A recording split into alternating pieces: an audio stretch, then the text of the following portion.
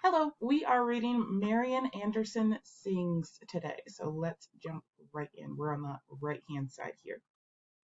The instant Marian Anderson stepped off the train in Washington, D.C., she found herself surrounded by reporters. Questions flew at her from every side. The Daughters of the American Revolution have refused to let you sing at Constitution Hall because you are a Black person. How does that make you feel? Are you insulted? Are you angry? What are you going to do? For many of their questions, Anderson had no answer. But the answer to the last question was clear. She would do what she had always done, what she did best. She would sing. Even as a little girl in Philadelphia, singing in her church choir, Marian Anderson knew her destiny lay in her rich, wide-ranging voice. But her father died when she was 12. Her mother worked long hours cleaning houses and taking in laundry. She earned barely enough to feed and clothe her three daughters. Music lessons for young Marian seemed just a dream, but talent alone was not enough. She needed training. A local music teacher generously offered Marian free lessons, but it was not long before the teacher said she'd taught her all she could. If Marian was really serious about her music, she should go to music school. Perhaps she could win a scholarship. Marian Anderson rode the trolley downtown to the school. There she joined a long line of other excited applicants. Patiently she waited for her turn. But when she reached the window, the clerk, a white girl her own age, looked right past her to the next person in line. She watched, bewildered, as the girl handed forms to everyone but her. Finally, she turned to Anderson and said, "What do you want?" Anderson asked for an application form. The girl stared at her coldly. "We don't take people that look like you," she said. Shocked and hurt, Anderson walked out. At home, her mother urged her not to give up. If she was meant to sing, there would be a way. And there was. An Italian voice teacher who had trained many opera stars heard her sing and agreed to take her as his student. But his fees were more than she could possibly afford. Sadly, Anderson thanked him for his time and left. However, her friends and neighbors were not about to let our Marian miss out on such an opportunity. They put on a benefit concert at the church and raised $600, enough for a whole year of voice lessons. I'm going to pause here real quick. There's a really important reason why it says our Marian. This story, I believe in this lesson, we're going to talk a bit about community and how people, actually, let me grab the quote here that we are looking at. The quote says, "The greatness of a community is accurately measured by the compassionate actions of its members." And here we see a compassionate act. These people who will never reap the benefits of Marian Anderson getting voice lessons, they pulled together this money because they see her not just as a child that they walk past on the sidewalk, but she's a part of their community. Even though she's not their child, she's their Marian. So that's why it's very important that this piece right here be in quotes, our Marian. They wouldn't let our Marian miss out on an opportunity. All right, let's keep going. The work was hard. Marian sang splendidly without training, but she needed to learn to control her voice like a professional. She even needed to learn to breathe differently. She practiced her exercises over and over, and she learned new songs: Italian, German, French. At first, she simply memorized the word syllables by syllable. But how could she give true feeling to a song she didn't understand? So she had to study languages as well. Excuse me. Those struggles were behind her now. Touring Europe, she'd become a huge sensation. Audiences crowded into concert halls to hear the elegant American contralto. With regal poise, she would stand by the piano, almost said behind, by the piano, eyes closed, her velvety, expressive voice expanding to fill every corner of the room. Once after a concert, the legendary conductor Arturo Toscanini became backstage. "Yours is a voice," he told Anderson, "such as one hears once in 100 years." When she returned to the United States, fame and success followed. Here, too, she was invited to sing in the finest concert halls, often to sell out crowds. But across the footlights, Anderson often saw only white faces. In many cities, in the South especially, people of her own race had to sit up in the balcony. And as warmly as an audience applauded, after the show, a restaurant or hotel manager might coldly turn her away. Anderson responded to these slights with quiet dignity. She was determined not to let other people's fear and ignorance pull her away from what really mattered, her music. I think it's also important to note here that she may not have taken this stance to respond with quiet dignity if there were other options for her. I think it's important to remember that if she were to have responded some other way, her fame and her ability to do what she loved may very well have been taken from her.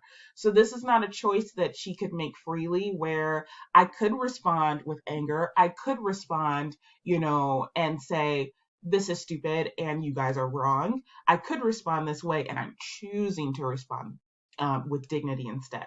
It's more so like, I want to respond this way or that way or this way, but quiet dignity is the only way that I can continue to do what I love, because these people do still hold power over me, in the sense that if I act out in another way, if I respond a different way, they can ruin my career and therefore not allow me to do what I love.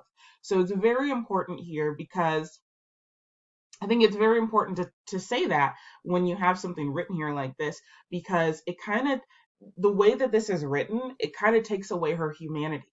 We as people, although our parents, they tell us be kind, they tell us sharing is caring, our parents basically want us to be kind and compassionate individuals for the most part.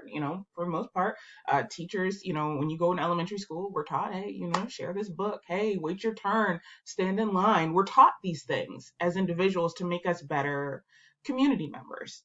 But no one goes through a social class where if someone is rude to you, if someone spits in your face, if someone yells out, curse words at you, these are the ways to respond. And here is how to get justice. And here is how to make sure that that person doesn't do that again. And here's how, if you are emotionally harmed, if you are mentally harmed, if this causes trauma, here's how you deal with it. There's no class for that. There's no teacher that teaches that to everybody in America. And so it's important to remember that as a human, it's not like these things don't hurt her. It's not like she doesn't see these things and it's frustrating, that it angers her. I mean, I'm not going to speak for her, but just remember that as a human, it's not just, oh, dee, dee, dee, dee, dee, these things are happening and I'm going to keep a smile on my face. Like, she's not a Disney princess character. She's a human and she has human feelings, and I'm sure she had human reactions, and this is how she chose to go about it. But reading it just like this is kind of like, it kind of seems like those bad things happened and she just ignored them. So that's kind of just what I'm trying to say, is that we can't ignore that those bad things happening have a weight. They have, they pull reactions. They hurt. And her dealing with it with quiet dignity is maybe not her first choice, but maybe the choice. I mean, hey, maybe it was her first choice, but I'm just saying, let's remember that it's possible that maybe it wasn't her first choice, but it was the choice that she needed to make in order to do what she wanted to do. All right, let's move on here. I wish I could give some feedback on who wrote this, but whatever. Anyway, where were we? I don't remember. Okay. The singer's popularity continued to grow. Her manager worked hard to find concert halls big enough to hold Anderson's growing audiences. When her tour schedule brought her to Washington, D.C. in 1939, the choice was obvious: the city's largest and grandest concert venue, Constitution Hall. Anderson's manager wrote to make arrangements. The date he wanted was already taken, he was told. He suggested other dates in April. He was told that those were taken too. In fact, no dates were available at all. Could this be true? Suspicious. The manager asked a well-known white pianist to try to book the hall. The answer came back. The pianist could have his pick of any date that spring. The truth quickly came out. Constitution Hall was owned by the Daughters of the American Revolution. Only women, white women, whose ancestors had fought the British were allowed to join this group. And the DAR would not rent Constitution Hall to any African American performer, even one as widely admired as Marian Anderson. News of this refusal outraged Anderson's many fans. Fellow musicians canceled their performances. Among them was the famous violinist Joshua Heffitz, maybe? I don't know how to pronounce that, who said, "I am ashamed to play at Constitution Hall." Fiorello LaGuardia, the mayor of New York, sent the DAR a telegram. "No hall is too good for Marian Anderson." The First Lady, Eleanor Roosevelt, even resigned from the DAR in protest, making front-page headlines all over the country. Everywhere Anderson went, a reporter swarmed around, demanding a reaction. What could she say? The uproar saddened and embarrassed her. Dignified as always, she refused to speak out publicly against the DAR. Many of the group's members, she knew, disagreed with the national leadership. As she wrote later in her autobiography, she strongly believed that a whole group should not be condemned because an individual or section of the group does a thing that is not right. And this is something that quite a few people have quoted. And I think that uh, when people quote this, they say that a lot of people talk about where this quote came from, where her intentions were when she wrote this. And I will not add my personal opinion. I want you to think about what do you think? How do I ask this and not give my personal opinion? Who could this quote be applied to? That's how I'll ask this.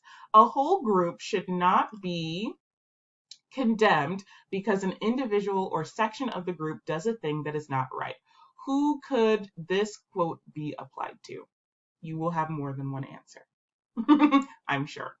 All right. Anderson had faith that right. Oh, okay. I see. Anderson had faith that right would always win out in the end. All she wanted was to make beautiful music. She was certain she would find a place to sing. Then came a surprising invitation from the United States government. How would Anderson like to sing on Easter Sunday at the Lincoln Memorial? It would be an outdoor concert, free, open to all, and with no segregation. Anderson struggled over her reply. She was a singer, not an activist. She did not enjoy being the center of attention for reasons other than her music. To sing at the Lincoln Memorial would be a bold political statement. At best, she'd feel uncomfortable. At worst, she might find herself at the center of an ugly riot. "I studied my conscience," she wrote. "I could see that my significance as an individual was small in this affair. I had become, whether I liked it or not, a symbol representing my people. I had to appear." Easter Sunday arrived. Hours before the concert started, people began gathering at the Lincoln Memorial. By the time Anderson's car pulled up, the crowd had grown to 75,000 people. Millions more waited at home by their radios. Police led Anderson through the throng to a platform in front of the monument. "My heart leaped wildly, and I could not talk," she wrote. "I even wondered whether I would be able to sing." She barely noticed the many Washington notables who joined her on the platform. Members of President Roosevelt's cabinet, Supreme Court justices, senators, and congressmen were all on hand to hear the celebrated singer. Anderson looked out at the sea of faces, black and white, women and men and children. "There seemed to be people as far as the eye could see," she wrote. "The crowd stretched in a great semicircle from the Lincoln Memorial around the reflecting pool onto the shaft of the Washington Monument. I had a feeling that a great wave of goodwill poured out from these people, almost engulfing me. Standing tall, oh snap, I lost my place here. Here we go. Standing tall and determined, Anderson looked like a queen. Inside, though, she was terrified." The first notes of the Star-Spangled Banner boomed over the loudspeakers. For a desperate moment, Anderson felt as if she were choking, but the words she knew so well refused to come. She found her voice. Thousands of voices joined Anderson's as she led her audience in the national anthem. She went on to sing "America," followed by an operatic. Oh, there she is. Wow, that is so cool. Followed by an operatic aria, Schubert's Ave. Oh, that's wonderful. I love Ave Maria. Beyonce, like, I don't really, okay, I'm not going to get into that. But Beyonce does a very good, her version of Ave Maria is so. Anyway, she did an operatic aria, Schubert's Ave Maria, and three traditional African American spirituals. Her voice soared, powerful, rich, and thrilling. When she finished, a great roar went up. The crowd surged forward. They could not stop cheering and applauding. Of all who gathered that day at the Lincoln Memorial, no one could have been moved more deeply than Marian Anderson. Her courage and faith had been rewarded. America had reached out to embrace one of its greatest singers. I am overwhelmed, Anderson told the crowd. I can't tell you what you have done for me today. I thank you from the